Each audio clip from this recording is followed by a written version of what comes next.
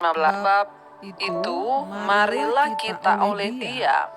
Dia di sini menuju kepada Kristus, ya, yang sudah memperdamaikan kita dengan Allah, ya, yang sudah memperdamaikan kita lewat pengorbanannya.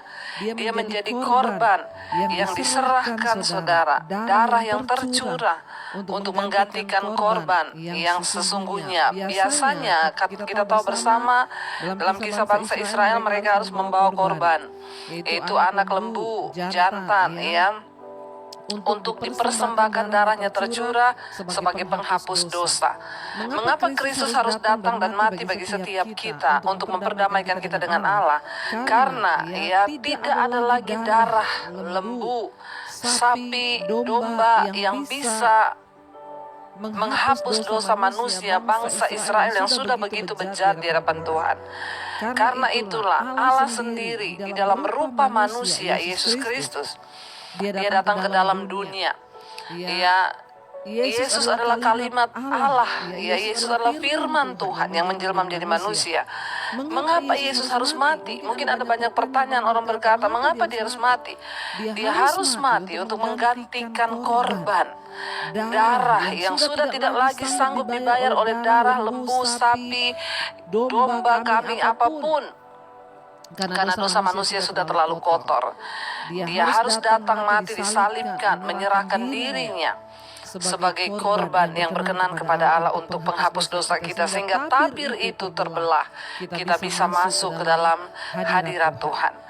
Ayat ini berkata, sebab itu saudara, marilah kita oleh Kristus, oleh korbannya, pendamaiannya, kematiannya di atas kayu salib, senantiasa mempersembahkan syukur kepada Allah, yaitu apa? Ucapan bibir yang memuliakan namanya.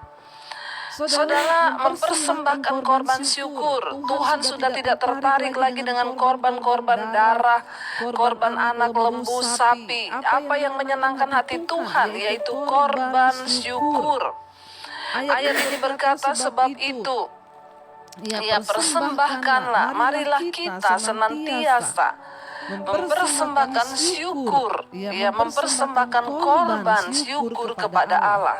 Yaitu ucapan bibir yang memuliakan namanya. Apa yang menyenangkan hati Tuhan ketika kita bersyukur?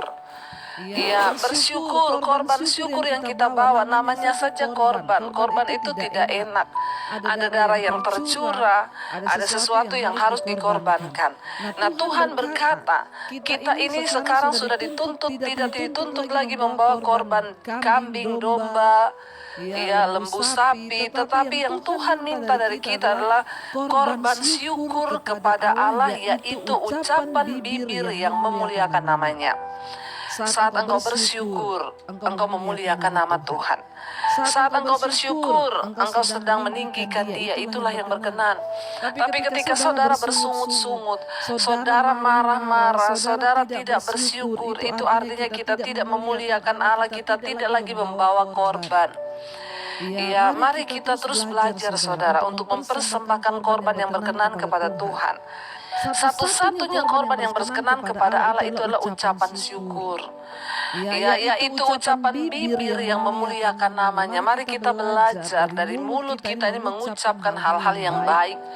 Mari kita belajar dari mulut kita ini mengucapkan perkara-perkara yang rohani. Mari kita belajar memuliakan Tuhan lewat ucapan bibir kita, bukan sungut-sungut, bukan kata-kata makian, bukan kata-kata kepahitan yang keluar, ya, tetapi yang keluarlah ucapan syukur. Ketika bangun pagi kita berkata, terima kasih Tuhan, aku masih bisa bangun semua karena anugerah-Mu. Ya, ketika kita mungkin dapat gaji yang tidak banyak, kita bilang terima kasih Tuhan karena aku masih memperoleh gaji, aku masih bisa bersyukur dari apa yang aku terima. Ya, mari kita belajar memuliakan Dia dengan ucapan bibir kita, saudara. Ya, tinggalkan sungut-sungut, tinggalkan amarah, tetapi bersukacitalah, bersyukur. Itu yang menyenangkan hati Tuhan. Ayat 16, dan janganlah kamu lupa berbuat baik dan memberi bantuan, sebab korban-korban yang demikianlah yang berkenan kepada Allah. Selain kita mengucapkan syukur sebagai korban kepada Tuhan, Tuhan mau juga kita ini berkorban bagi sesama kita. Jangan lupa berbuat baik. Berbuat baik itu bukan hanya dalam hal memberi uang. Ya, jangan menyalahartikan perbuatan baik, jangan menilai semua perbuatan itu cuma dengan uang, uang, uang, dan uang. Ada sebagian orang yang menilai bahwa perbuatan baik itu uang, uang, uang, dan uang, saudara. Ya, perbuatan baik itu bisa dengan perhatian kita juga mendoakan, bahkan apa yang kita bisa lakukan bagi orang yang ada di sekeliling kita, memberi bantuan bagi orang lain, saudara. Ketika dia tidak punya beras, kita bisa berbagi, memberikan dia beras. Ya, apa yang bisa kita lakukan?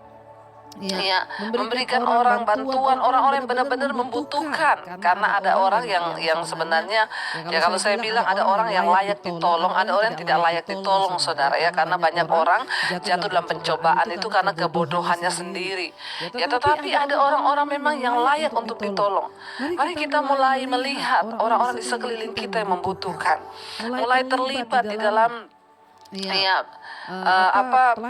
pelayanan misi. Kenapa Tuhan bilang sebab itulah, sebab korban-korban yang demikianlah yang berkenan kepada Allah. Iya, kita terjun langsung bagi orang-orang yang membutuhkan, saudara. Iya, karena kita tahu hidup kita ini bukan untuk kita nikmati sendiri, tetapi ada orang-orang yang mereka tidak bisa makan. Ya, kita tolong, saudara, ya.